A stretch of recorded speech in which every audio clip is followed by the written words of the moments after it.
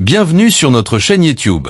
Ici, nous décortiquons l'actualité, débattons des sujets politiques brûlants et analysons les grandes questions de société. Si vous cherchez un espace où les idées s'affrontent et où l'information est au cœur des discussions, vous êtes au bon endroit. Ne manquez rien. Abonnez-vous et activez la cloche pour recevoir toutes nos analyses, débats et interviews dès leur sortie. Ensemble, enrichissons le débat et façonnons l'avenir. Merci d'être avec nous et n'oubliez pas de partager vos réflexions dans les commentaires. À très bientôt. À la suite de la réforme de Caperi, et pour un mandat, je ne sais pas si c'est de 5 ans ou 4 ans, et depuis, il est en fin de mandat. Il est en fin de mandat, mais il est toujours commissaire général. Le commissaire général, le commissaire des douanes, qui assure aussi l'intérim des impôts. Oui, 4 ans. Le commissaire des douanes, qui assure également l'intérim des impôts, depuis qu'on a chassé Adoui, lui aussi il est à la retraite. C'est le commissaire Essien. Il est à la retraite, mais il est là-bas. Il cumule même les postes. Tchordi a aussi cumulé, Tchordi a été au départ au service, au départ le responsable des services généraux. Et Adedje était commissaire général. Quand Adedje est parti, il a remplacé Adedje. Donc, son poste pour lequel il a été retenu, c'était le poste de commissaire des services généraux. Et ces gens qui n'étaient pas dans le circuit financier avant, ce n'était pas un fonctionnaire des impôts, ce n'était pas un fonctionnaire des douanes, contrairement à Essien et à Dédier, lui, il était dans notre domaine. Je pense même qu'il est passé par les affaires étrangères avant d'arriver là-bas. En quelques années d'exercice, à la tête des services des impôts, ils sont devenus aujourd'hui les hommes les plus riches du Togo. Alors que tout le monde connaît leur salaire. Nous sommes bien obligés aujourd'hui de parler de ces gens parce que le Togolais lambda qui voit sa boutique fermée par l'OTR, le Togolais lambda qui voit son entreprise fermée par l'OTR, les gens qui n'arrivent pas à tenir, qui vont déposer les dépôts de bilan, qui ferment leurs entreprises, qui sont coulés par l'OTR.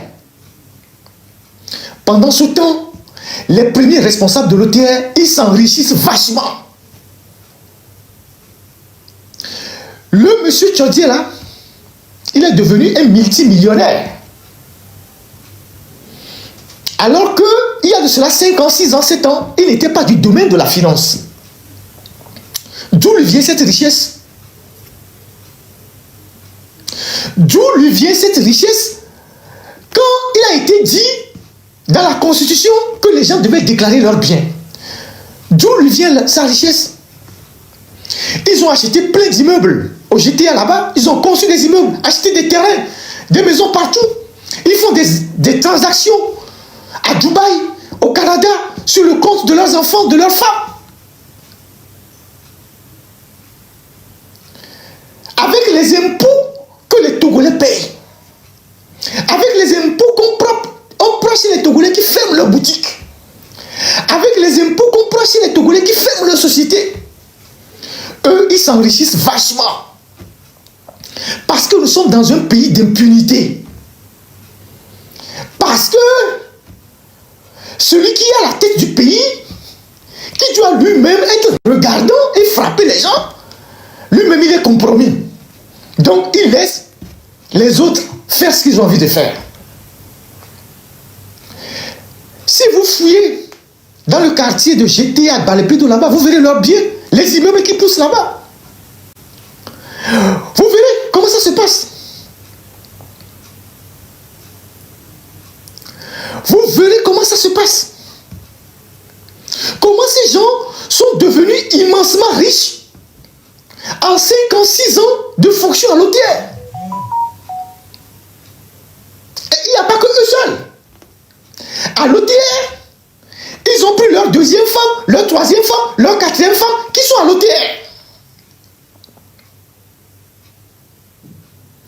Provoquant un conflit d'intérêts.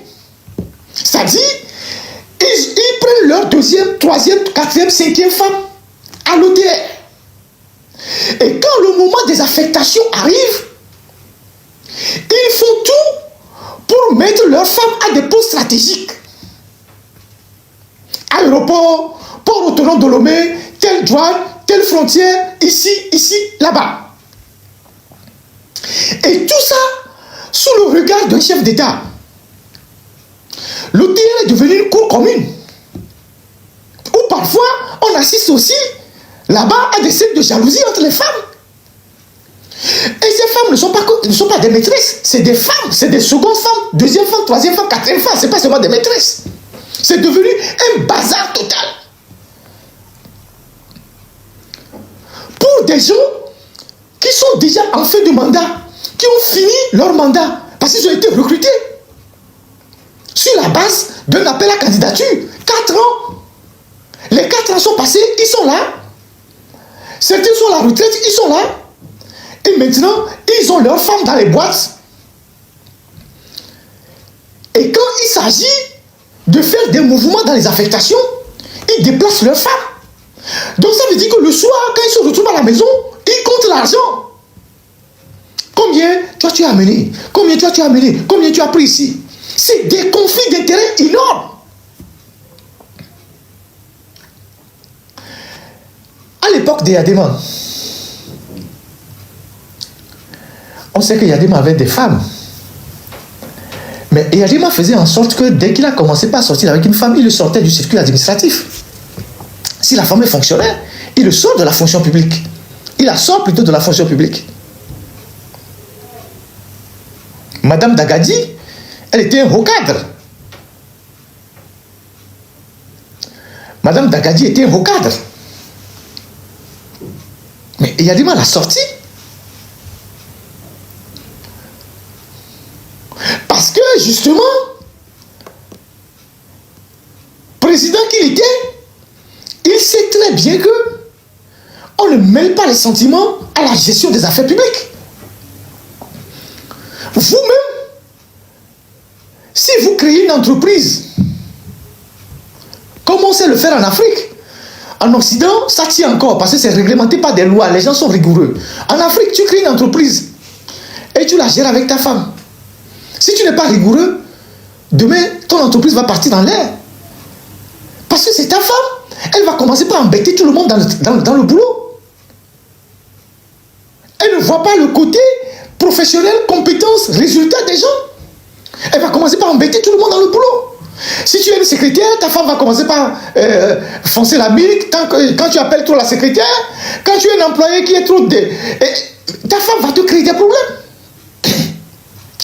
C'est pour ça que dans les pays plus ou moins civilisés,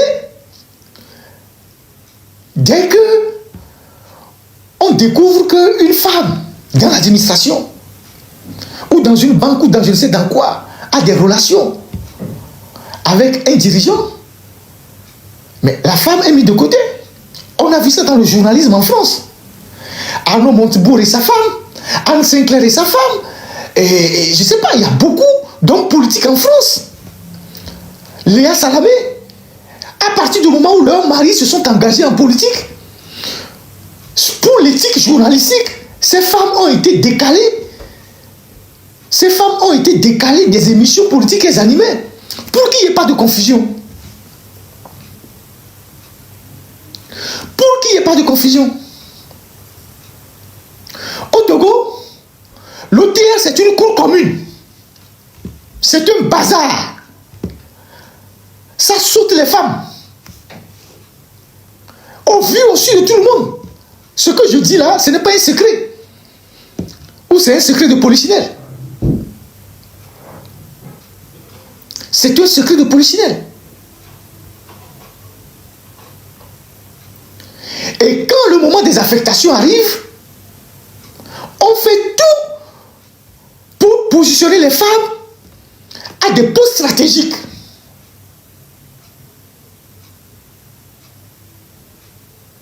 Et il n'y a personne pour mettre de l'ordre dans tout ça.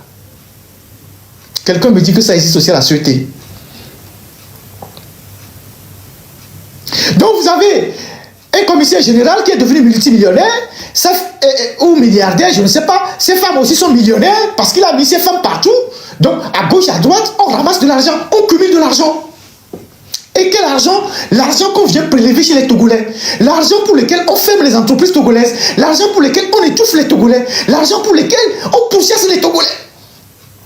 L'argent pour lequel on va prendre des commissions sur la pension des retraités, sur la pension des fonctionnaires, sur la pension des militaires en retraite. En Europe, aux États-Unis, quand les gens payent les impôts, ils savent ce qu'on fait avec les impôts, donc ils ne sont pas trop regardants. En Suède, parfois, quand tu reçois ta fiche d'impôt et que tu te rends compte que tu dois encore plus à l'État, c'est toi-même qui te rends au service des impôts pour verser ce que tu dois à l'État. Parce que tu sais que cet argent, on l'utilise pour développer le pays. On fait les routes, on construit les ponts, on fait les autoroutes, on construit les écoles d'excellence, on construit les universités, on construit les centres de santé, on construit les hôpitaux, on construit les parcs d'aération, on donne des bourses aux élèves, on donne des bourses aux étudiants. Et donc, les gens payent les impôts sans serrer la mine. Au Togo, les impôts qu'on prélève servent à enrichir une minorité. Les impôts qu'on prélève au Togo servent à enrichir vachement une minorité. Et personne ne dit rien. En plus, ce sont des gens qui sont là, dont les mandats sont finis depuis. Vous avez tellement d'entrepreneurs au Togo qui ont fermé boutique. Vous avez des sociétés qui ont mis la clé sur le paillasson à cause de l'OTR. Je ne dis pas que qui vit dans l'hôpital, je ne sais pas comment on dit, qui travaille à l'hôtel ne vit pas dans l'hôtel.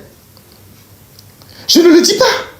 Même dans les grandes sociétés, quand vous faites des comment on appelle ça? Vous faites des recettes records, il y a des primes d'activité. Il y a des primes qu'on accorde aux gens. Mais comment se fait-il que des gens qui sont arrivés à l'OTR, alors qu'ils n'avaient pas une fortune, ils sont devenus des multimilliardaires en 4 ans, 3 ans, 5 ans, 6 ans d'exercice, et leurs femmes avec. Et on nous parle de la lutte contre la corruption dans ce pays, de la transparence. On nous dit, dans ce pays, qu'il y a des organes de contrôle. Et ces organes de contrôle ne voient pas tous les immeubles qui poussent à Lomé, les terrains que les gens achètent, les transactions avec de l'argent qui sort du pays.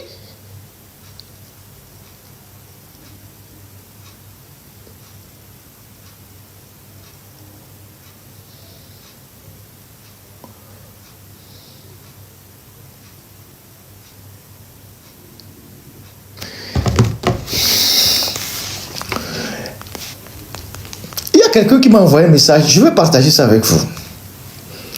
J'ai eu tellement de messages de détresse.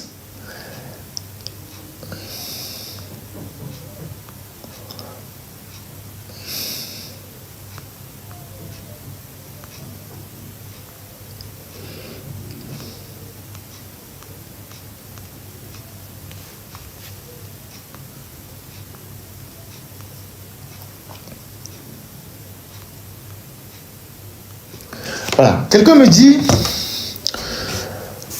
nous les entrepreneurs dans ce pays, nous sommes tous endettés. L'OTR prend tout ce que nous avons.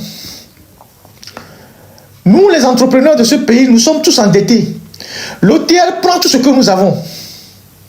Au-delà, les banques ne nous soutiennent pas. Imaginez, j'ai demandé des prêts à des institutions pour des marchés. Je n'ai pas été soutenu.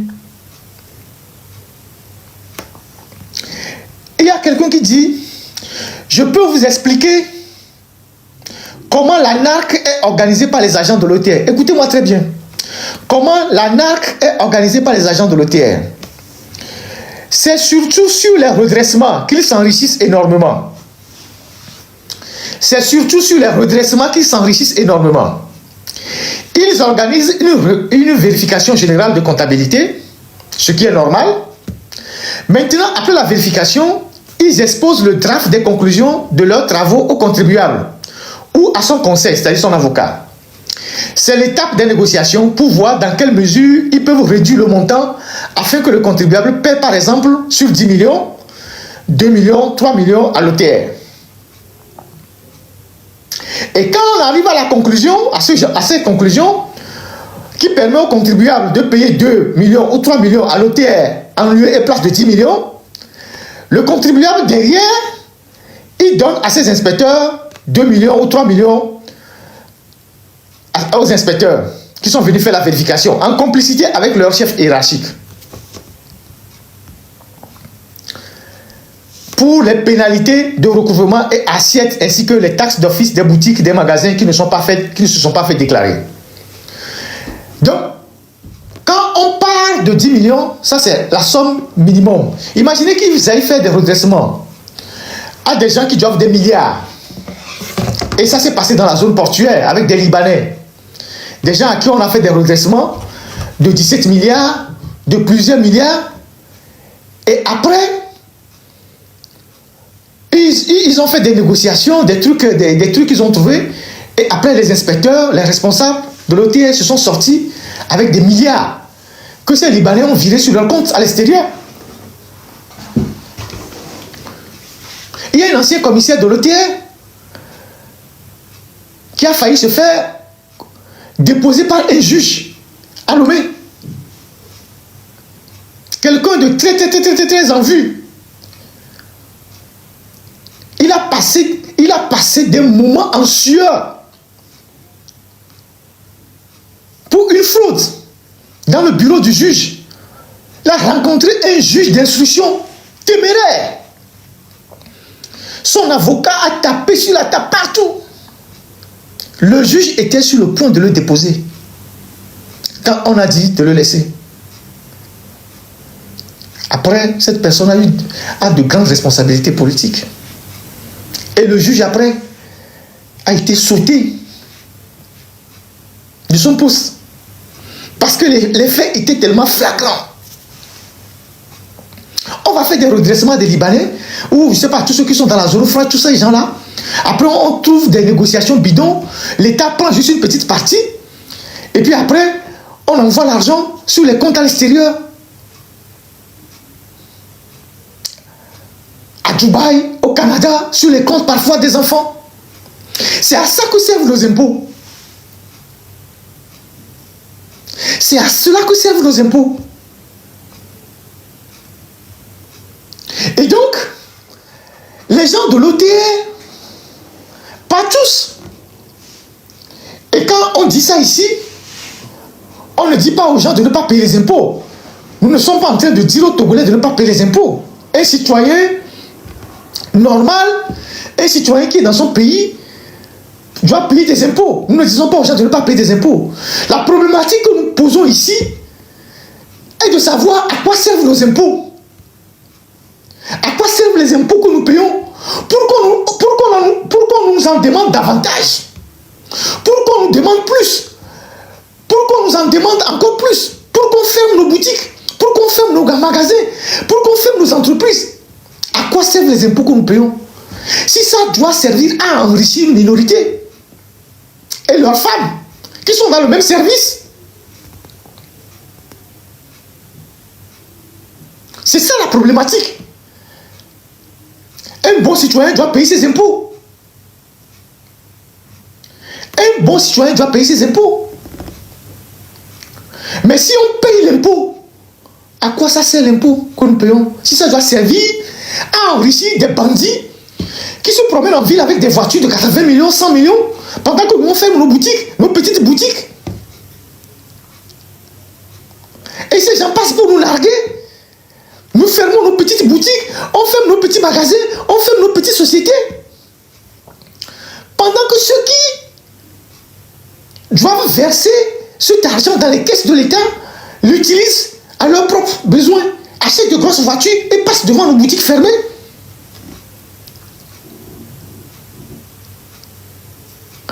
Donc, est-ce que nous devons continuer par payer des impôts pour enrichir cette minorité-là?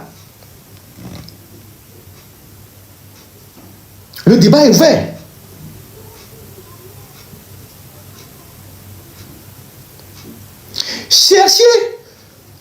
Cherchez autour de M. Tchadié, vous allez entendre beaucoup de choses.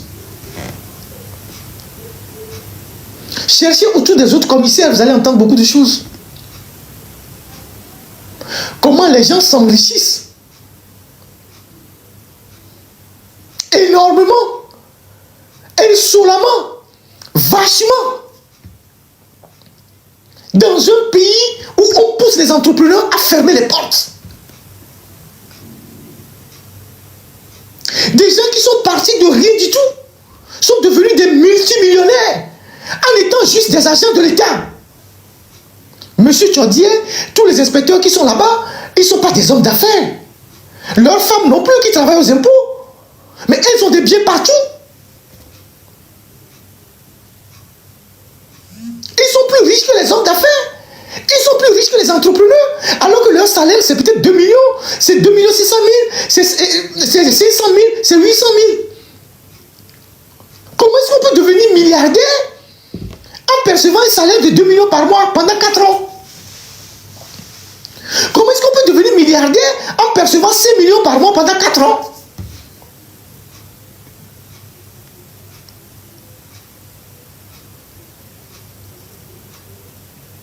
Donc, les anciens combattants qui sont en train de parler dans ces audios-là, c'est normal qu'ils touchent Tchadié, parce que c'est le responsable immédiat de l'OTR. Mais il faut qu'il remonte à Faure Gnassingbé. Parce que Faure Gnassingbé, qui est le plus renseigné du Togo, qui a les informations sur tout le monde, ne peut pas ne pas savoir que M. Tchadié et tous les inspecteurs qui sont à l'OTR s'enrichissent vachement. Il ne peut pas ne pas le savoir. S'il le sait et il ne dit rien, c'est que lui aussi il a sa part.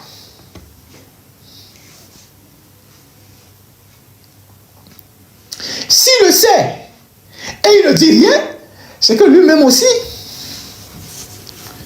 il a sa part. Il ne faut pas chercher midi à 14 h.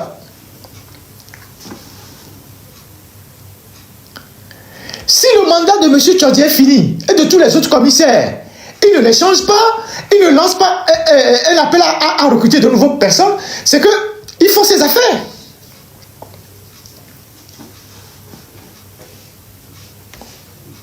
C'est ça la réalité.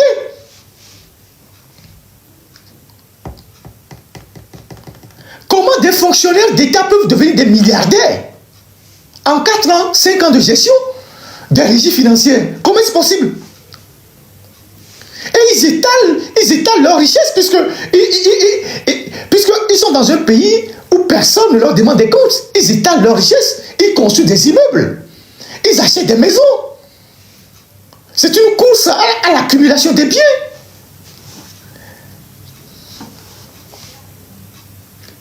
Ils prennent des femmes dans la boîte, ils les affectent à des lieux stratégiques. Ça devient une entreprise familiale.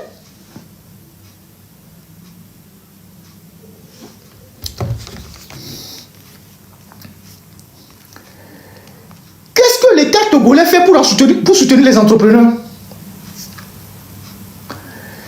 Qu'est-ce que l'État togolais fait pour soutenir les entrepreneurs?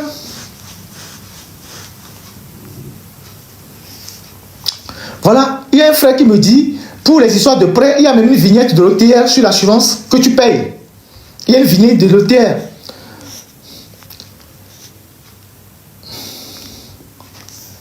Hein? Qu'est-ce que l'État togolais fait pour soutenir les entrepreneurs?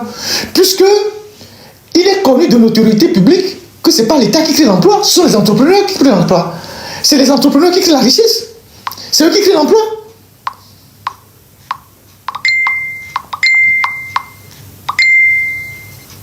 Voilà. Il y a un sachant de l'OTR qui me dit ceci. Les commissaires de l'OTR, c'est quelqu'un qui est dans la boîte, il me dit, les commissaires de l'OTR se partagent 1 milliard tous les 3 mois comme prime. Les commissaires de l'OTR, donc en dehors de leur salaire, en dehors de tous les réseaux mafieux qu'ils ont mis en place pour aspirer de l'argent, pendant qu'il coupe les 10 000 aux anciens combattants, il taille les 5 000 aux anciens combattants, les commissaires de l'OTA se partagent 1 milliard comme prime tous les 3 mois. Tous les 3 mois. Ils se partagent 1 milliard comme prime tous les 3 mois. Vous avez vu en France, il n'y a pas longtemps, les députés ont voulu augmenter leur émolument. Les sénateurs aussi. Je pense la présidence aussi, l'Élysée, tout ça. Il y a eu une réprobation générale dans l'opinion. Les députés ont reculé, le Sénat a reculé, le président a reculé. Comment se fait-il que des gens qui sont vachement payés, qui ont déjà un salaire mirobolant, qui sont payés, qui ont tous les avantages, les primes de voyage, les primes de je ne sais quoi, ils se partagent 1 milliard chaque 3 mois comme prime, sans oublier tout ce qu'ils volent à gauche et à droite. Moi j'ai vu des transactions que les gens ont fait. Ça fait froid dans le dos. Vous avez vu au mois de mai, le 31 mai, l'OTR a publié un communiqué pour dire qu'il suspendait le versement des impôts, je ne sais pas quoi, des entreprises dans son compte qui est à la BTCI et à l'UTB. Pendant que je fais la vidéo, pendant que je fais l'audio, je vous publie les 2 communiqués là sur ma page Facebook. L'OTR avait publié un communiqué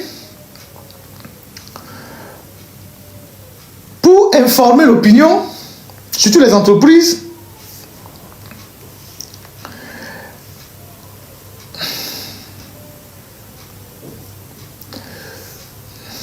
je vais vous lire ces 2 communiqués là. Comment dans un pays où les entrepreneurs sont poussés à fermer la porte, où les sociétés ferment, où le chômage est endémique, où les gens n'arrivent pas à joindre les 2 bouts, des fonctionnaires de l'OTR peuvent se partager 1 milliard chaque 3 mois, comme prime, sans compter tout ce qu'eux-mêmes ils volent. Je vous lis le premier communiqué. Il datait du 24 mai. Note d'information de l'Office togolais des recettes relative à la suspension provisoire des paiements des impôts, droits et taxes à travers les plateformes des banques UTB et IB Bank. Le commissaire général de l'Office togolais des recettes porte à la connaissance de tous les contribuables et partenaires que pour des raisons fonctionnelles, les paiements à travers les plateformes informatiques des banques commerciales partenaires, Union togolaise des banques et la BTCI sont provisoirement suspendus jusqu'à nouvel ordre. À cet effet, il présente toutes ses excuses aux contribuables et partenaires pour les éventuels désagréments que cette mesure pourrait causer et rappelle à tous que les plateformes des autres banques commerciales partenaires de l'OTR restent disponibles pour l'acquittement de leurs obligations fiscales. Les contributions de partenaires seront tenues informées une fois que les contribuables et partenaires seront tenus une fois qu'une solution définitive sera trouvée à ces situations. Le commissaire général remercie chacune et chacun pour son aimable clientèle. Ce communiqué était du 24 mai. Le 31 mai, un autre communiqué est sorti, une autre information. Le commissaire général de l'Office togolais des recettes porte à la connaissance de tous les contribuables et partenaires que les services de paiement à travers les plateformes informatiques commerciales partenaires, Union togolaise des banques et la BTCI sont à nouveau rétablis et disponibles pour les paiements de leurs impôts et taxes. Le commissaire remercie chacune et chacun de son aimable compréhension. Ces 2 communiqués qui étaient sortis en l'espace de 4 jours cachaient un gros scandale. Une manipulation sur les recettes de l'OTR qui ont pris une destination douteuse dont on ne sait pas qui en a été l'auteur. Mais est-ce qu'ils ont fait des explications? Rien du tout. Rien du tout. Unir le parti au pouvoir au Togo Son partenaire à l'international, c'est le parti chinois, le parti communiste chinois. Vous le savez. Union pour... je ne sais même pas comment ils définissent unir au Togo. Union pour la République, je ne sais pas quoi. Leur partenaire politique, c'est le parti communiste chinois. Bon, nous n'avons rien de communiste. Même si la Chine n'est même plus communiste, elle est peut-être communiste politiquement, mais économiquement, elle est libérale. Mais en Chine, les corrompus sont condamnés à mort. UNIRA, tout appris en Chine. Comment confisquer le pouvoir, comment neutraliser les gens, les journalistes, les opposants. Mais la seule chose qu'ils n'ont pas appris en Chine, c'est la lutte contre la corruption. Merci beaucoup, Union pour la République. En Chine, les corrompus, c'est la peine de mort. Ils sont jugés publiquement. Ils sont jugés publiquement. Et c'est la peine maximale.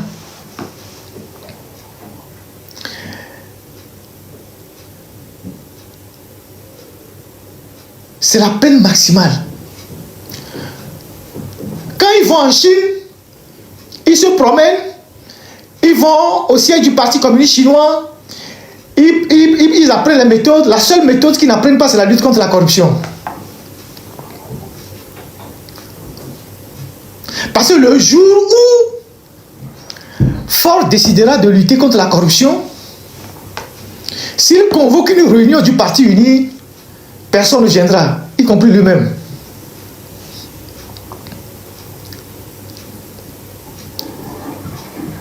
Le jour où Ford décidera de lutter contre la corruption au Togo,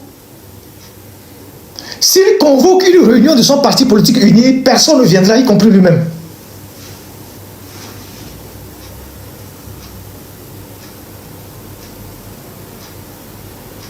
On a créé des institutions bidons qui sont là à aggraver les dépenses publiques, comme Applusia, qui n'ont jamais rien fait, qui sont là depuis presque 10 ans, bientôt, et qui sont là à dire qu'on ferme les journalistes contre la corruption. On a créé une institution pour lutter contre la corruption. L'institution ne fait rien, mais les gens qui sont dedans sont payés.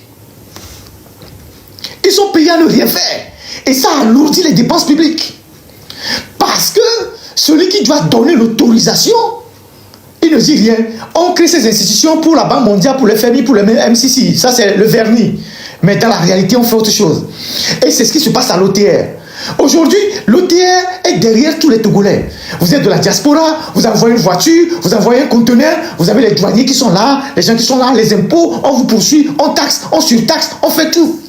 Vous avez créé une société, on fait un redressement fiscal. Surtout si on soupçonne que vous êtes de l'opposition, on ferme la société. Pendant ce temps, les commissaires de l'OTR, ils s'enrichissent vachement. En Chine, les corrompus, c'est la peine de mort. En Chine, les corrompus, c'est la prison en vie. Et le président chinois, si lui-même, les gens lui reprochent des choses, il veille personnellement pour que les corrompus soient punis et qu'ils soient l'exemple pour la population. Au Togo, les corrompus, ils vont au-delà de leur mandat. Ils sont promus, ils sont adulés. Ils ont même la possibilité de prendre de nouvelles femmes et les placer à des postes stratégiques dans une société publique. L'OTR est une société publique. Juridiquement. D'où vient que des gens qui sont les premiers responsables prennent leur deuxième, troisième, quatrième femme et les placent à des postes stratégiques, provoquant de conflits d'intérêts énormes pour la République. Si vous prenez votre femme à l'OTR, mais il faut la muter dans un autre service.